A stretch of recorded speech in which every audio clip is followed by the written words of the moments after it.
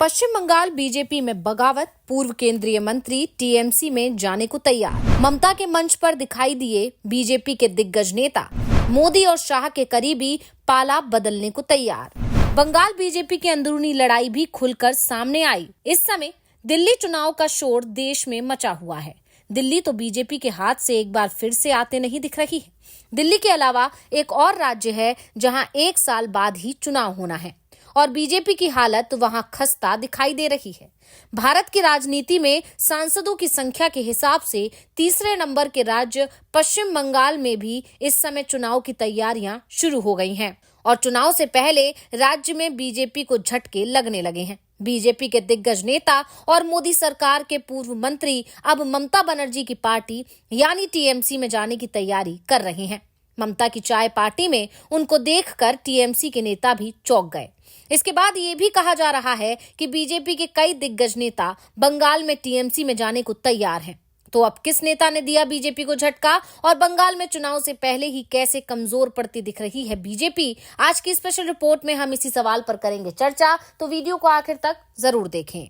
पश्चिम बंगाल में बीजेपी मुश्किल में दिखाई दे रही है। एक तरफ से पार्टी के अंदर ही टकराव दिखाई दे रहा है। बीजेपी के प्रदेश अध्यक्ष और विधानसभा में नेता प्रतिपक्ष एक दूसरे के खिलाफ बयान दे रहे हैं, तो दूसरी तरफ पार्टी के दिग्गज नेता पाला बदलने की तैयारी कर रहे हैं।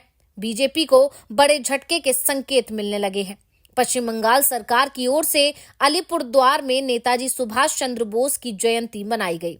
सीएम ममता बनर्जी इस कार्यक्रम में उपस्थित थीं और उनके साथ इस मंच पर अलीपुरद्वार के पूर्व सांसद और पूर्व केंद्रीय मंत्री जॉन बारला भी नजर आए। उन्हें मंच पर ममता बनर्जी से बात करते भी देखा गया। बारला को जिले के शीर्ष तृणमूल नेताओं के साथ बातचीत करते हुए भी देखा गया। समारोह के आखिर में जब वे बाहर आए तो उनका चेहरा मुस्कुरा रहा था और खुशी से भरा हुआ था। दरअसल पिछले कुछ महीनों में बारला ने कई बार बीजेपी नेतृत्व के खिलाफ अपना गुस्सा जाहिर किया है। इसके बाद टीएमसी की तरफ से बारला को अपने पाले में लाने की कोशिश तेज हो गई थी और अब बारला के हृदय परिवर्तन के संकेत मिलने लगे हैं। कार्यक्रम में शामिल होने से पहले जॉन बारला ने मीडिया से बात करते हुए कहा था कि मुख्यमंत्री मैडम ने मुझे बुलाया था, इसलिए मैं इस कार्यक्रम में आया हूं। अगर वो मुझे आशीर्वाद देती हैं तो मैं उनके साथ काम करूंगा। बीजेपी में अब मैं काम नहीं कर पाऊंगा क्योंकि मैं स्वतंत्र रूप से काम करना चाहता था लेकिन नहीं कर सका।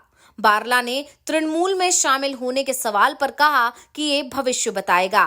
मैं चर्चा करूंगा और इस पर निर्णय लूंगा। बारला के बीजेपी छोड़ने को लेकर जब सवाल बीजेपी सांसद समीक भट्टाचार्य से किया गया तो उन्होंने कहा कि बारला फिलहाल बीजेपी में हैं। अगर वो टीएमसी में जाते हैं तो बीजेपी को ज्यादा असर नहीं पड़ेगा। 2024 के लोकसभा चुनाव में अलीपुरद्वार सीट बीजेपी ने ही जीती थी। हमारा वहां मजबूत कैडर है। अब बीजेपी भले ही पूर्व केंद्रीय मंत्री के पाला बदलने की खबरों पर ऐसी प्रतिक्रिया दे रही है जैसा कि पार्टी को इससे कोई फर्क नहीं पड़ेगा, लेकिन पश्चिम बंगाल बीजेपी में जबरदस्त टकराव दिखाई दे रहा है। टकराव अब सड़क पर आ गया है। बीजेपी के प्रदेश अध्यक्ष सुकांत मजूमदार ने कहा कि बीजेपी के वरिष्ठ नेता और विधानसभा में विपक्ष के नेता शुभेंदु अधिकारी बीजेपी की ऑर्गेनाइजेशनल मीटिंग में सहज महसूस नहीं करते। पश्चिम बंगाल बीजेपी अध्यक्ष की इस टिप्पणी ने लंबे समय से दबी आपसी कलह को खोलकर सामने रख दिया। ये बयान इतना बताने के लिए काफी है कि पार्टी में सब कुछ ठीक नहीं है जैसा बाहर से दिखाई देता है। दरअसल ये पूरा मामला 21 जनवरी को कोलकाता के सॉल्ट लेक में हुई बंगाल बीजेपी की बैठक को लेकर शुरू हुआ। पार्टी संगठन की बैठक थी। इसमें बंगाल बीजेपी के प्रदेश के नेता तो मौजूद ही थे। केंद्रीय नेतृत्व की ओर से मंगल पांडे, सुनील बंसल, अमित मालवीय उपस्थित थे, लेकिन एक शख्स बैठक से गायब था और वो थे शुभेंदु अधिकारी। जब मीडिया ने सुकांत मजूमदार से सवाल किए तो उन्होंने सवालों को टालने के लिए कहा कि सांगठनिक बैठक में नेता प्रतिपक्ष को हमेशा नहीं बुलाया जाता है, उनके साथ हम अलग से बैठते हैं। लेकिन इसके बाद उन्होंने जो कहा उससे कई सवाल पैदा हो गए हैं। मजूमदार ने कहा कि आज ही नहीं, वो पहले भी इस तरह की बैठक में शामिल नहीं होते रहे हैं। सांगठनिक बैठक में वो कंफर्टेबल फील नहीं करते, क्योंकि हमारी सांगठनिक बैठक लंबी चलती है और उनके कई कार्यक्रम रहते हैं। वो पश्चिम बंगाल के सबसे व्यस्त नेता हैं, उनको काफी घूमना पड़ता है। स्वाभाविक रूप से उनको कहाँ समय मिलेगा। अब ये तंज था या तारीफ, क्योंकि शुभेंदु अधिकारी उस समय में इस समय है जिसमें संगठन को सबसे ऊपर माना जाता है। पश्चिम बंगाल बीजेपी को चलाने वाले फिलहाल 3 पावर सेंटर हैं। पहला दिल्ली आला कमान, दूसरा बंगाल बीजेपी का अध्यक्ष का ऑफिस और तीसरा केशव कुंज यानी कोलकाता में आरएसएस का हेडक्वार्टर। फिलहाल सबसे ज्यादा मजबूत दिल्ली है। सूत्र बताते हैं कि पार्टी का कोई भी फैसला दिल्ली की अनुमति के बिना नहीं लिया जाता है। एक समय पर आरएसएस की सहमति भी अनिवार्य मानी जाती थी, लेकिन बताया जाता है कि 2024 चुनाव के बाद केशव कुंज की स्थिति कमजोर हुई है। कम से कम पश्चिम बंगाल को लेकर तो यही दावे किए जा रहे हैं। वैसे पिछले कुछ दिनों से आरएसएस ने बीजेपी में अपनी पकड़ बनाना फिर से शुरू कर दिया है। अब बीजेपी में संगठन चुनाव चल रहे हैं। ऐसे में अगर आरएसएस की पसंद का अध्यक्ष बनता है तो एक बार फिर आरएसएस का असर पश्चिम बंगाल में भी दिखने लगेगा। वैसे इन 3 पावर सेंटर्स से अलग 2 खेमे और भी हैं। पहला प्रदेश अध्यक्ष सुकांत मजूमदार और दूसरा खेमा है शुभेंदु अधिकारी का। इनमें शुभेंदु अधिकारी का खेमा ज्यादा मजबूत माना जाता है, क्योंकि वो विधायक दल के नेता हैं और विधायकों पर उनकी अच्छी पकड़ है। हालांकि केंद्र में मंत्री बनने के बाद सुकांत का कद भी बढ़ा है, लेकिन इसी वजह से उन्हें प्रदेश अध्यक्ष का पद छोड़ना पड़ेगा।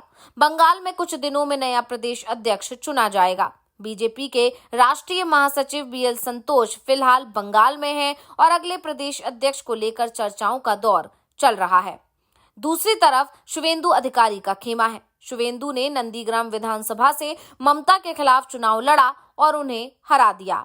ममता को हराने के बाद शुभेंदु की राजनीतिक हैसियत पार्टी में बढ़ गई। ममता को हराते ही शुभेंदु आलाकमान के फेवरेट बन गए थे।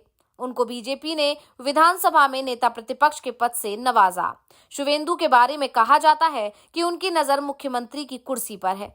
इसी वजह से वो बंगाल में और किसी खेमे को देखना भी नहीं पसंद करते हैं। पार्टी आलाकमान शुभेंदु में दूसरे हेमंता बिस्वा शर्मा को देख रहा है, इसीलिए उनको भरपूर समर्थन दिया जाता है। हालांकि दूसरी पार्टी से आने वालों को आरएसएस ज्यादा तवज्जो नहीं देता, लेकिन शुभेंदु के कद को देखते हुए और पार्टी में उनको मिलने वाली तवज्जो को देखते हुए आरएसएस ने भी शुभेंदु को स्वीकार कर लिया है।